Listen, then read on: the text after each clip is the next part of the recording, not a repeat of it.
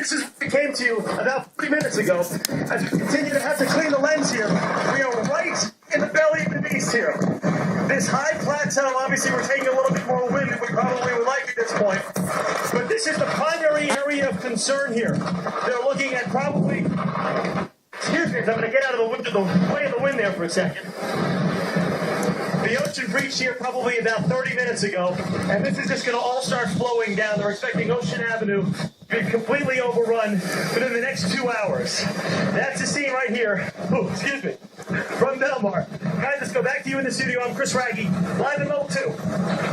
Getting hammered down there in Belmar. Good work from Chris. And boy, that flashing light, by the way, that's just simply a police cruiser that's sort of reflecting there. But that's, like he said, the belly of the beast. We get a real idea of what it's like to feel it as it comes ashore. And mandatory evacuation. That's right. That's what police want to emphasize. All right. In Nassau County, just like there in Ocean County, the water is rising. CBS 2's Tony Aiello is live in Massapequa for us with the latest from that area. Tony, what do you have? Well, Christine, the sun has set and the water has risen. This street was pretty much dry. Well, not dry. It was wet, but it wasn't underwater like this as of about 45 minutes to an hour ago. This water has come up from a canal that's behind the houses over here. There's another canal at the end of the street, and we're 4 hours away from evening high tide, so this water is part of the storm surge that's being pushed into those canals from the Great South Bay and is now... That guy in the back there. Wind has really picked up. We saw a huge tree limb come blowing down the street about half an hour ago, and just in the time that we've been waiting to do our live, water is up 2 or 3 inches on the tires of our...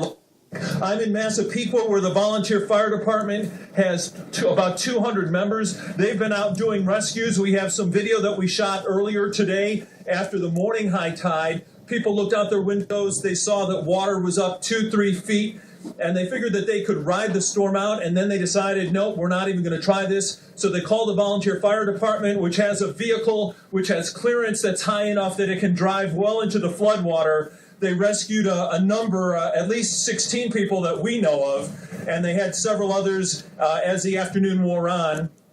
We talked to the fire chief, who urged people to take this seriously, a sentiment echoed by Governor Cuomo. In the last hour, we got a bunch of calls for people trapped in houses. They obviously didn't heed the warnings, and now with the tides rising, they want to get out as soon as possible. Sandy's fury is still going to come this evening. Originally, it was supposed to be about 8 o'clock. That has now been moved up. It could be as early as 6 o'clock, where we're going to start to feel the full impact of the high tide. That gives people a very short window. People who have not yet evacuated, they should have already, in my opinion, but there's a very short window until we really feel the full impact of Sandy's fury, and this is probably the last warning that we're going to be able to give people about getting themselves to a safe place.